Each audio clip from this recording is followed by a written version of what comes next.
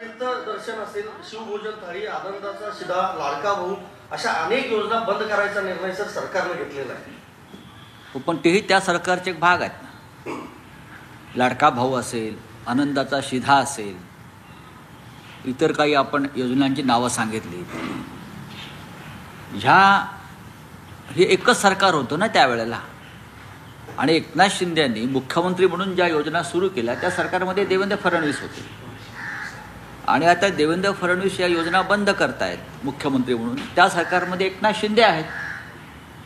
या विषयावरती खरं म्हणजे एकनाथ शिंदे यांनी आवाज उठवायला पाहिजे. या गरिबांच्या योजना बंद करण्याचं कारण काय? शिवभोजन थाळी ही जेव्हा सुरू केली माननीय उद्धव ठाकरे साहेबांच्या काळामध्ये मुख्यमंत्री म्हणून, तेव्हा एकनाथ शिंदे सरकारमध्ये होते. आणि त्या योजनेचं अनेक ठिकाणी उद्घाटन स्वतः शिंद्यांनी केलेलं आहे.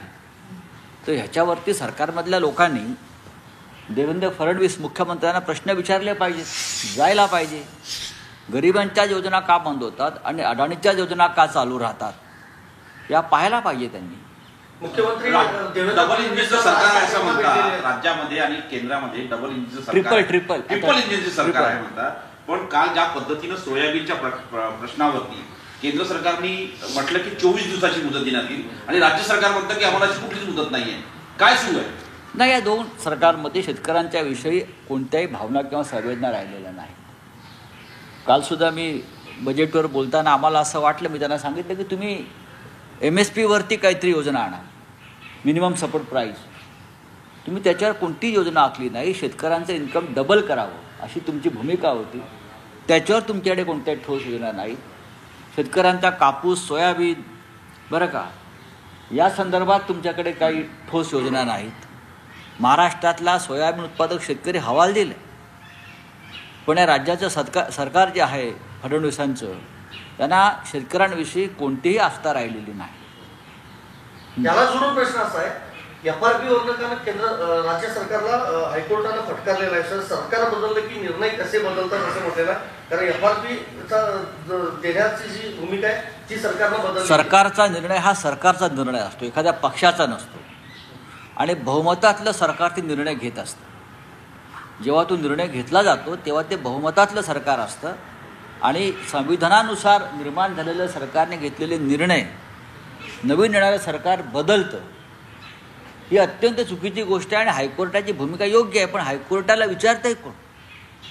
हायकोर्ट असेल, सुप्रीम कोर्ट असेल, हे फक्त आपले रिमार्क्स पास करतात, पण त्याची अंमलबजावणी करण्याचं औदार्य ना केंद्रातलं सरकार दाखवत ना राज्यातलं सरकार दाखवत. मुख्यमंत्री एकनाथ शिंदे आज राजधानी दिल्लीत येणार आहेत आणि त्यांना एक पुरस्कार मिळणार आहे, ते म्हणजे महजी शिंदे यांच्या नावाचा. आणि शरद पवार आणि शिंदे एकत्र एका स्टेजवर येणार आहेत. बघा, शरद पवार आणि शिंदे एकत्र आहेत की नाहीत त्याच्याविषयी माझ्याकडे माहिती नाही. एकनाथ शिंदेना महादजी शिंदे यांच्या नावानं पुरस्कार देतात. शिंदे म्हणून काय मिळतंय का? शिंद्यांचं शिंद्यांना. ते महादजी शिंदे वेगळे होते, सरदार हे शिंदे वेगळे आहेत. त्यांच्यामध्ये आता काय साम्य आहेत ते आम्हाला शोधावं लागेल दोन शिंद्यांमध्ये. महादजी शिंद्यांचा इतिहास असा सांगतात की त्यांचे वंशज नंतर ब्रिटिशांना सामील झाले आणि झाशीच्या राणीला संघर्षाच्या वेळी शिंद्यांच्या कुटुंबियांनी म्हणजे वारसांनी मदत केली नाही महादजी शिंद्यांनी, असं म्हटलं जातं. इतिहास शोधावा लागेल आम्हाला. त्याच्यामुळे त्या शिंद्यांच्या नावानं या शिंद्यांना जर पुरस्कार मिळाला असेल तर योग्य व्यक्तीची निवड केली आहे. सिद्धीचे जे जागृत देवस्थान आहे, राडेगड सिद्धीचं जागृत देवस्थान, अण्णा हजारे अचानक जागृत होतात, तेही विरोधकांवरती बोलतात, आता सत्ताधाऱ्यांवरती शब्द काढत नाही. यावरती काय सांगा?